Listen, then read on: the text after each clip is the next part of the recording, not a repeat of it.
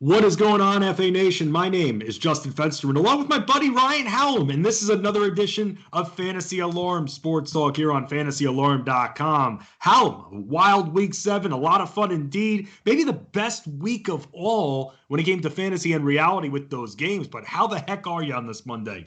I'm good, man. Just digesting everything from yesterday, trying to, get together what that means going forward.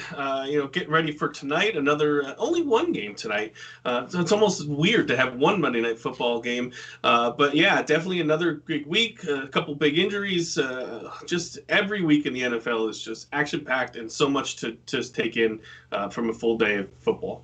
You're trying to goad me into a conversation about how I don't like Thursday night football. I see what you're doing, Hallam. Yeah, hey, you can't trick me, man. You can't trick me. So I'm not going to go there with you this time. Instead, what we're going to do is we're going to talk about some of the players, the top performers, some of the guys that just let us down completely. It is a very critical portion of the season. I mean, trade deadlines are starting to come up in the next few weeks. You got to start making moves. What are you holding on to those claims for waivers? We're going to discuss all of that throughout the week, how to save your seasons. But speaking of saving seasons, Ryan, and let's start with this. I'll say this. I'm in a guillotine league with a few of my buddies, especially some of those Sirius XM guys who are ruthless when it comes to playing fantasy football. And I was looking like I was about to get my tuchus cut. Instead, Tyler Lockett, 200 yards, 3 touchdowns, saving my damn season, Hallam. You gotta love it, except if you're a DK Metcalf fan. And I mean, when Lockett blows up, he blows all the way up. I mean, he's had a couple really down games and then a few where he's just absolutely nothing like that. I mean, 200 yards and 3 touchdowns is amazing. But yeah, when him and Wilson have a connection in a certain night, it's there. And, Patrick Peterson did a lot with DK Metcalf, who still had a fine game. Obviously not as much as Lockett. That left Lockett, to run free with lesser corners on him. And that might have been the game of the day yesterday. Yeah, it was awesome. And the only thing loud about DK Metcalf was his hair. That's about it, the color of his hair, because his production sure as hell wasn't. However, for all those that have DK Metcalf, nearly bailed out in overtime. The game-winning touchdown just called back, Hallam. Give it, you take it away like that. Man, you just hate to see that, dude, because I was in some low-scoring contests, and I needed something out of Metcalf, and I'm thinking I'm getting it, eureka, and then just taken away, carpet pulled out from underneath us, Hallam. Yeah, I mean, the guy's a stud. As much as I hate the Seahawks, the guy's a stud. He can't do it every single week.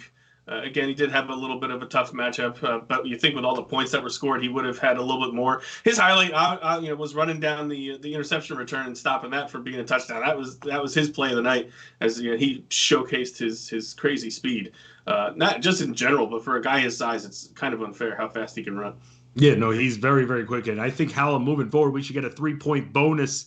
If our offensive guys make a touchdown-saving play, then we get maybe a 2 or 3 point bonus for that. We'll have to discuss that with the leaders of the fantasy football universe, a.k.a. Howard Bender. So no bias there. But looking at some of the other injuries now from the week, we're going to talk about Odell Beckham Jr. in just a second because he's done for the season. But in that Sunday night game, you had both Kenyon Drake and Chris Carson go down with injuries. And now, looking forward, big performances out of both Chase Edmonds and Carlos Hyde. And that was a big theme of week 7. A lot of fill-in injury options coming through for us, Hallam. Yeah, Gio Gonzalez, Gio Bernard, Gio Bernard, and Jamal Williams, who almost came up a little late. He punched that touchdown in towards the end, but they were obviously the two big ones. Both ended up coming through. Neither had huge games. Williams a better game than Bernard, but they both did come through as Joe Mixon and Aaron Jones, who was out. Then he was going to try to play, and then he was out. Then he was the biggest headache of the week. Just trying to get into that game at the end. But sure, those two guys, were a lot of chalk in DFS because they were so cheap. A lot of people used them, I would assume. And have them both score was certainly nice for those who put them in the 11th hour. And what sucks about this whole thing is that now, especially if we're in leagues with a limited amount of bench spots, for those that pick that player up, We don't know what the value is moving forward. That's the problem. These aren't season-ending injuries we're talking about here. So now if you're sitting there under 500, this is a big waiver week for you. You just won. You picked up one of the players that were just mentioned. That's great. You got your Band-Aid. Now you need another Band-Aid most likely. And that's something you can't just sit back and be like, Boston Scott, I have my guy. I'm good. Feet up. I was going to show you my feet. You do not want to see my feet. You're right. Just saying. Don't. You're not Rex Ryan or anything like that. But when looking at these fill-in options, you have to remember you can't be too enthralled into them when looking long-term if you're under 500. If you're just doing the whole maintenance thing with your team is on cruise control, or at least you think so, and you're just trying to secure your depth, that's one thing. But just remember, if you're under 500 at this point, low point total, you're playing week to week. And that's something that I want to keep enforcing, because you can't now look at the season as a whole anymore when you're under 500. You have to look week by week what your team is doing on a week by week basis. Your points allowed, and you might have to make a move. That is a big thing I want to keep circling back to. Don't rest on those laurels, even if you got bailed out by an injury fill-in for a week. Yeah, Bernard probably has a little bit more time. I think Mixon is a little bit more dinged up. I assume Aaron Jones will play in the next game, considering how late it was that he was finally scratched. I'd be very surprised if another week of rest doesn't get him in. Miles Sanders, I believe, is going to miss another game. So those Boston Scott folks, I believe you're going to get another week out of him. But yeah, I think like we talked about last week, it's almost really week to week unless you're like 5-1 or 5-2 or 6-1, you really almost have to play this week to week. Waivers are more important every week now. This is why it's important, like we were talking about the Ernest Johnson a few weeks ago, that you don't dump your whole budget on a guy who didn't have a set role. I know you want to pick up a guy, but now the waivers are so important as we get close to the end, and just you got to keep something in the coffers to be able to pull an important move at the last minute. It's funny you bring that up, because one of the players that was the reason we had that conversation was JaMychal Hasty.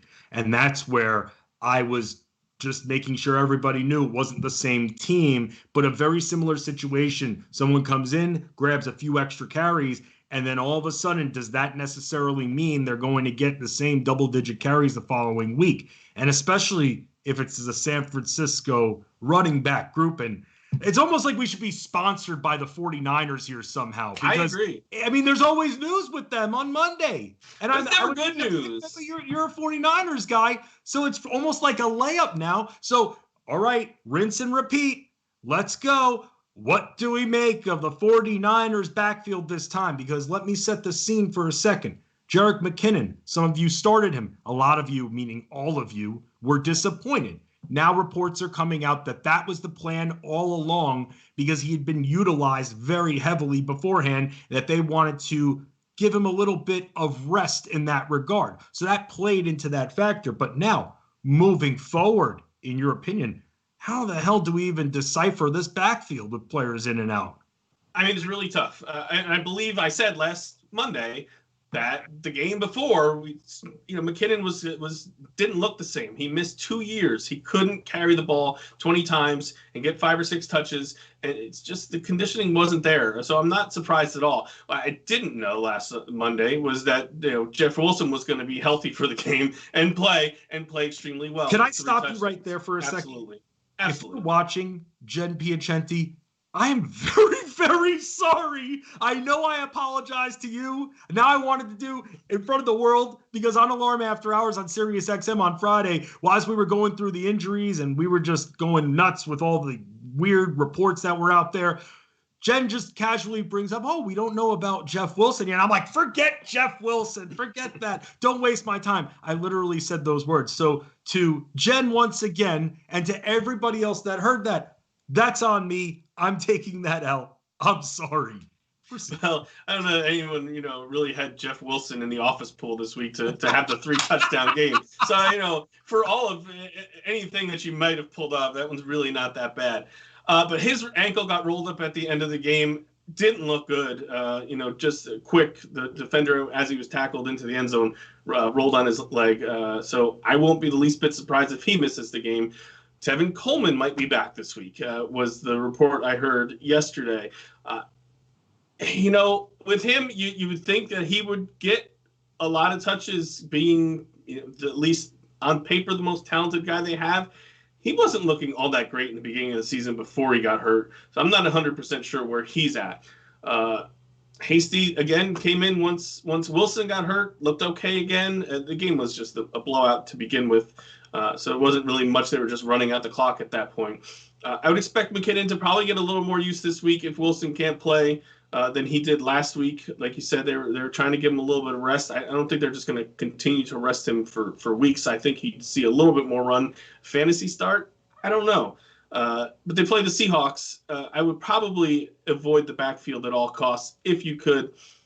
If Coleman comes back, he would probably be the guy that I used PPR leagues. I could see using McKinnon as a flex, but I don't get the warm and fuzzies from this one. I think the game script is going to be against the 49ers running the ball a lot, although I know that Kyle Shanahan loves to do it. But I have a feeling that Seattle's going to score a decent amount of points here, and the 49ers are going to have to throw. They tend to do that there, Hallam. Yeah, they definitely We're not do. breaking any news there. But let's talk about another team that loves to run the football, and that's the Cleveland Browns, because they're going to be without Odell Beckham Jr. for the rest of the season. And it's so Browns how this happened, too, with him tearing his ACL, getting tied up with one of his teammates on a tackle, of all things, after Baker Mayfield threw a pick. By the way, after all that went down, Baker Mayfield somehow, some way goes on. I mean, it is the Bengals after all. Right. Goes on to have one of the best performances of strong quarterback performers when it came to this week. But Baker Mayfield certainly up there. And I just laugh because people, I should have started Mayfield. No, you shouldn't have. Okay. No, you shouldn't have. I was looking at that matchup. I saw what they did in week 2. Right. Different teams now. Some players out. And yes, I know when I say that, yes, Nick Chubb and Joe Mixon I'm referring to. But what we saw from Baker Mayfield a few weeks ago, a lot has changed in the weeks since. So, no, do not blame yourself for not starting Baker Mayfield. I don't know, even in any matchup, how you could have had any confidence starting Baker Mayfield. So we're not taking the L's on that.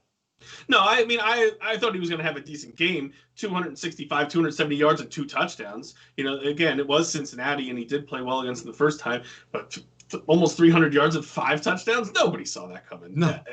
Yeah. And everybody saw Harrison Bryant with 2 touchdowns in the game too, right? Oh man, because we have to worry about that because, and again, I'm not a doctor, but I'm always interested to see timetables like everybody else should be as well. I don't know who's still relying on Austin Hooper, but appendectomy, and I don't know if you've ever had any friends who have had an appendectomy or appendicitis or anything like that. But all of that, from what I've seen from the 3 friends I've had, that's at least 4 weeks.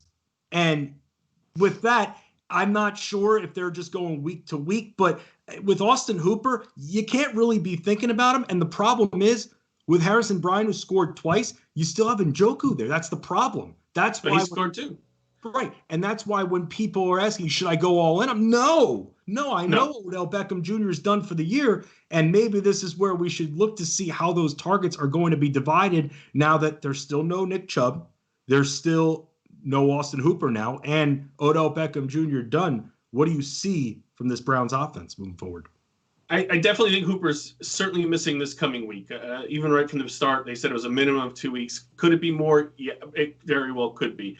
Which, is going to lead, you would think, the Browns to throw a little bit more to the tight end. I think Bryant has the handle over Njoku right now. He did get the start, which was a little bit of a surprise, I thought, and then came out the 2 touchdowns. It didn't have a huge, yardage game, but I think they don't have a really good backup, for lack of a better, like their third receiver, Rashard Higgins. All right, he had 6 catches and 100 yards yesterday. The guy's been on the team 5 years. He's never had open opportunities to be a huge star, but he's been in the game before, and he's never really popped off for more than 35 catches in a year. So I know he's going to be a big waiver guy this week. I don't know that I see it. Is he the guy? Is he the guy that you're putting single-digit bid on if you need a receiver, you're desperate, you need a receiver, or you think he's just a flash in the pan and you're completely leaving him alone? I could put single digits. I like Donovan Peoples-Jones. Higgins wasn't even guaranteed a roster spot coming into the season, and then they drafted Peoples-Jones, of course, in the 6th round, so it wasn't like they put huge draft capital in him, but they made an investment in the draft for a wide receiver. He caught the game-winning touchdown. He had a few grabs at the end of the game. I think he's got a little more potential than Higgins, even though Higgins had the 100-yard game yesterday. And what about Jarvis Landry? You just think that now all the focus shifts to him. And also, by the way, with Jarvis Landry, he's been banged up throughout the season. So he's got a broken rib, he said last week. Yeah, it has not been a healthy season for Jarvis Landry. And I thought all of that was behind him, but now he's going to get top shadow at this point. So, I mean, you would normally think, okay, can you look at Landry, maybe try to go after him? But then I'm worried as well that if I'm going to go after a receiver, I don't want someone that's necessarily going to get the top shadow. And especially if it's someone that can't stay fully healthy. Yeah. I liked him coming into the season. He's been a really good PPR guy throughout his career, but he just hasn't gotten it done all year long. He's had a couple of decent games, and that's it. I think he gets a little bit of a value bump, but I don't see it, going sky high. I think he'll do better than Marvin Jones did with Kenny Golladay out, but I don't see Landry all of a sudden becoming a guy we look at for close to 100 yards every game. I think he gets maybe a 10% bump in production, but not as much as one might think with Beckham done for the year. Looking at some of the other players, I mean, top performers, Justin Herbert. I mean, love that guy.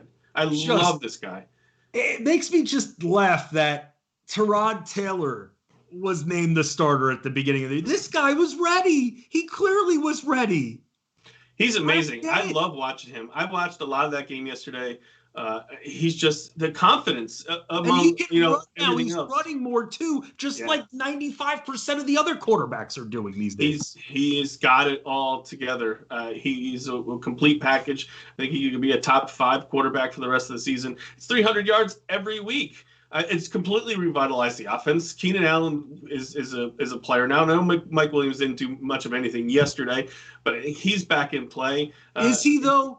I got to stop you there. Is he though?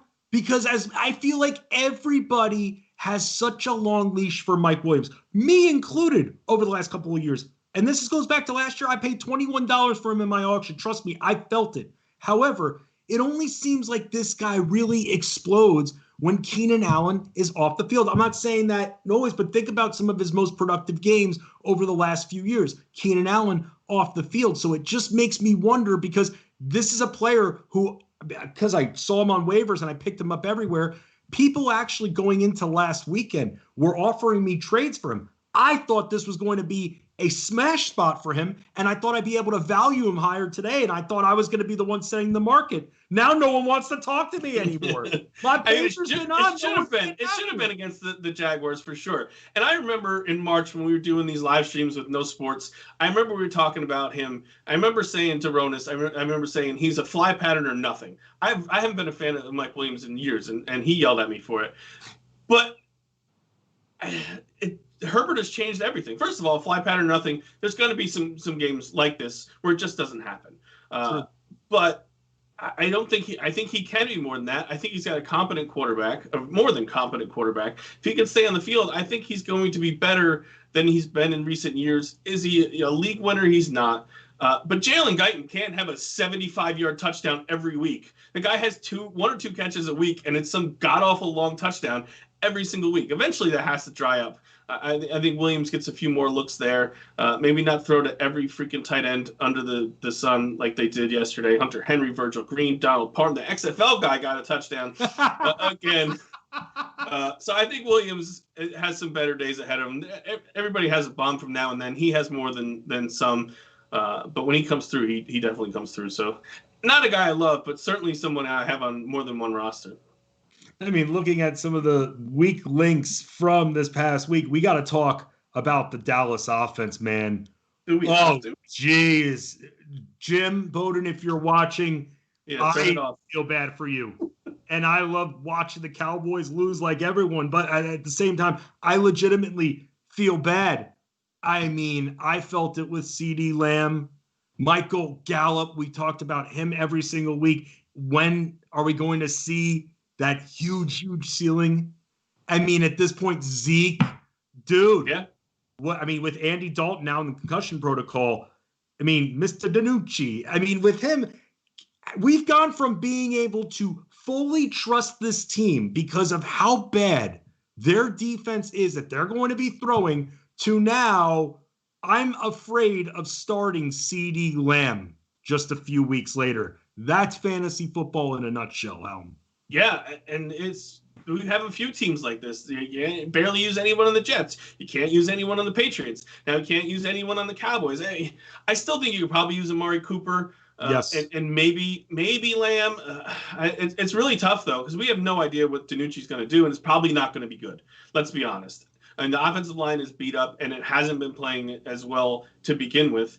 And it's taken away from Elliott, too. I mean, let's face it. Ben DiNucci's under center, which I expect. I can't see Dalton coming back in 6 days from that hit, where he took the shoulder and the head, and then the head hit the ground. I would be very surprised if he doesn't miss a couple weeks. I don't think they're going to score many points at all. If they score 14, I think I'd be surprised. Zeke, you're probably looking at 50, 60 yards. The defense is just going to stack the box, and there's no reason not to when you have a third-string quarterback in. Yeah, it's bad. And this is something we're just going to have to continue to watch out for. And, man, especially with those trading right now, those receivers, those values are plummeting right now. So that's the problem. Again, when you've got these teams that are so bad defensively on our side of the fence, it's perfect. That's opportunity. They're going to have to throw to come back. They're going to be behind multiple scores every single game. Okay, it's not that comforting anymore. Someone who's been a bit more comforting, though, than I think a lot in the industry thought, Todd Gurley. Now, you talk to a lot of people, and I would try booking players on shows, on radio shows when I was producing, and a lot of these PRs are like, we're not about fantasy. It's a team sport, not the individual player. Who cares as long as a team wins? Todd Gurley broke the mold. He cares more about us, the fantasy players, than he does the Falcons winning. Come on. When do you see players in the NFL cater to the fantasy audience? We should all be buying Todd Gurley a steak dinner. No, he's made what, $3 million? He should be buying us steak dinners. I like steak.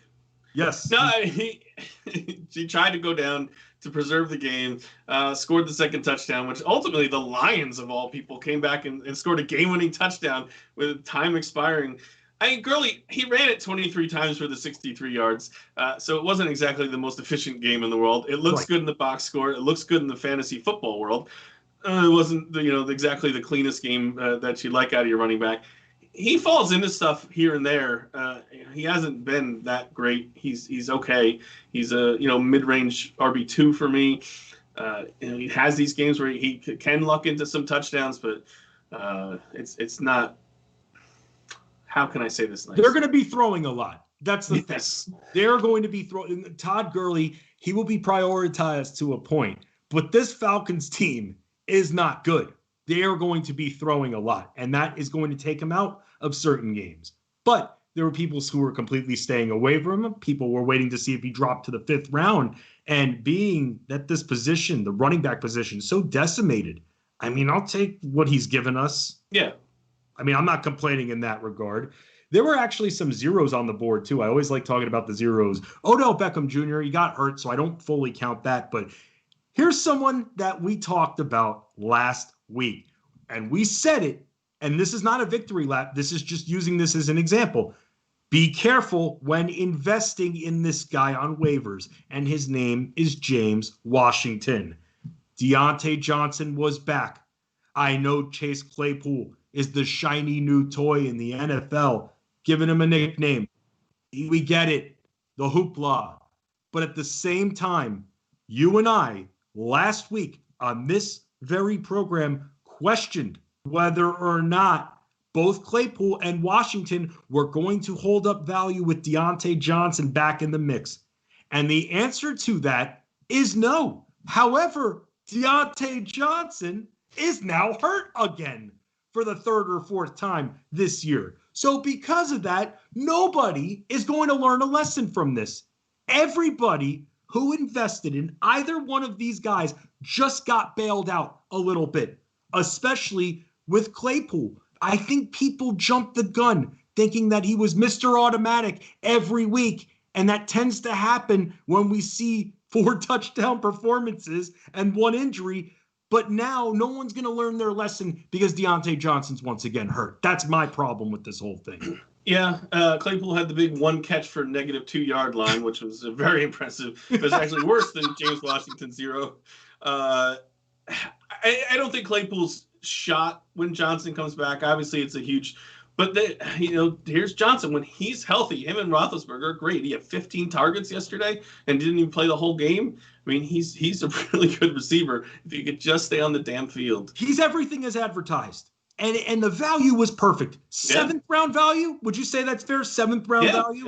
Yeah, I would say. That is exactly what I want in a 7th round pick. And Ronas and I actually went over last year's 7th round and talked about the miss after miss after miss. So 7th round is very hit or miss. However, with him, that was great value. We had it on the site, pegged from the start. This is a guy you want as your 3rd receiver if you could get him. This is why you can still find that depth and pay starters price. And you could wait a little bit longer on that quarterback. And again, he's hurt. You can't control injuries, but you got to learn from this, especially with someone like a James Washington. Be careful how much you invest off the waiver wire from one performance, and also watch the health risks as well. I can't express this enough, and we'll have to continue to do this the rest of the way because that's just how our world works. Absolutely. Yes, you have nothing else to say about that. I mean, what else can I say? You summed it up perfectly. Yeah, nothing else needs to be said about that. Pay attention. That's the big thing. You never sleep if you want to win those rings. Let's talk about the Monday Night Football game. Week 7's not in the books yet. We still have Bears and Rams. Now, I got my first question to you. Being that the Bears, because we focus so much on the fantasy side of it, you would never, if you just focused on fantasy and didn't look at the standings, you would not think this team is as good as it's been. So I have to ask you this here. Seeing that the Bears are 6-point dogs, what do you think about them covering against the Rams, who are also put together a good year? Yeah, 6 points to me is way too much to give with the Rams. I would be all over the Bears on this one. I just think the Rams offense is too up and down and too unpredictable, and the Bears defense is really good. So I'm not sure where we think that the Rams are going to win by near a touchdown, or it is a touchdown, I guess, in this age of missed extra points. I think that's 3.5. Maybe I would lay with the Rams. I don't even know if I would lay that. I believe I picked the Bears to win in the game previews last week. I think that they just have the defense is too good, and I think Foles will do enough. Yeah, I mean, I hope he does enough. Now, what about Allen Robinson? I mean, I feel like at least one thing that you could focus on with him, targets. But then here's the other thing, Jimmy Graham. That's the big thing here. Because with him, you're seeing him targeted, but you still have to rely on that touchdown. Do you see any success for either one in particular for tonight? Anyone standing out? Please don't say Anthony Miller. No, I've liked Anthony Miller, but I have fallen off of that bandwagon this season. It's just never got it done. Darnell Mooney, I think I would have before Anthony Miller at this point. The thing I'm worried about Allen Robinson is Jalen Ramsey. I mean, he's really good. He's been shutting receivers down all season long. This case, I still think Robinson can give you a 5 for 50, 5 for 60, because they're, like you just said, there's not much else to throw to. David Montgomery's decent out of the backfield. I do think Graham will have a good game. I won't be surprised if he has a touchdown tonight, and a good game in Jimmy Graham standards. 55 yards and a touchdown, not Jimmy Graham, but at Darren Waller standards. I don't think there's going to be a ton of points tonight. I think if you're looking, I don't know what the over/under is. 44.5. I was just going to say 45. I think is probably right about it. I might still take the under. I don't think we're going to see a lot of fireworks tonight. Will we see Cam Akers, though? That's my big question. Not much. I don't anticipate much. I mean, Darrell Henderson was fine last week. He was fine the week before. It was reported late in the week that he had a thigh injury, and I started looking more into it. Is this the time for Akers to shine? But nothing really came of it. And so I'm thinking, once again, like you, we're going to be seeing a limited Akers. And what sucks is he's a statue on our bench because we can't drop the guy. Because what happens if he starts performing? And again, this is why being in this situation is just horrible. You're frozen. You're sub-zero at this time. You can't drop Cam Akers. You've held out this long. McVay says he is going to get more involved. How much validity there is to that, we'll have to wait and see. But that's why you just can't be in a position. You're in a holding pattern if you own Cam Akers. I wish the coaches would stop saying they were going to get expanded roles. Just every time they say it doesn't happen. Just say next question, okay? You're better off with that than lying to us every single day. All right? I don't think until we see Henderson, I think I said this last week, until we see a bad game out of him, I don't think we're going to see a lot of Akers. I would love to see it. I have Akers on several teams. I have nothing with Henderson. So, this isn't me trying to hope my team's away. I just don't see it until it happens, and it's not like in Detroit where DeAndre Swift is going against a 40-year-old running back. I mean, Henderson is a year, more in the league than he is. He's just as young. So it's not like he's getting pushed out by some old veteran, or it's not like the Jets with Frank Gore. It's a completely different situation. We have two young guys that they both drafted in the second and third round. That I think McVay is happy to see which one plays better. And right now, there's no reason for them to not play Henderson. And I know thus far I was a big proponent of Cam Akers since our draft night coverage back in April. I'm still going to die on that sword because I saw what I saw, and I know that the talent is there. He got hurt. He fell behind. I'm not going to use he's a rookie, didn't have a full offseason. I'm not going to use any of that. I'm just going to say he got hurt. He fell behind. It's not over for him yet, but it certainly has been very, very frustrating. From the little we've seen, he can produce at the NFL level, but McVay has a lot of backs, and we have a few confusing backfields. So, yeah, you could say that, hey, thanks for Akers. He's done nothing. Okay, great. Season's not over yet. Let's wait and see. It sucks. It's frustrating. I'm sitting there with you. I don't know if you own Akers, but I'm sitting there in 5 leagues in that frozen holding pattern. It's not fun, but hey, we're in this together, right? Yeah, and if he gets out there, if he's got an outside chance, I mean... Oh, then we look like a genius. Thank you so much, Fensterman, for telling me to hold on to Cam Akers. You're my hero. The Bears defense is very good. Their pass defense, I believe they've only given 4 passing touchdowns in 6 games. The run defense, while good, is the weaker half of their defense. So, I think Henderson has a chance at a decent game. And if something happens or if he comes out, maybe we see Akers. The one snap last week is instilling zero confidence in me. So I kind of want to see it before I believe it. Oh, I don't blame you one bit. He's someone that I have the opposite, 100% confidence in, 150 for that matter, is my guy Ryan Hallam at Fighting Chance on Twitter. Game previews coming out, Ryan. Tuesdays or Wednesdays will they be up? They are Wednesday, about midday usually. I'm knee-deep in them now. I hope to have them finished by, sometime tomorrow. But, yeah, it's a lot.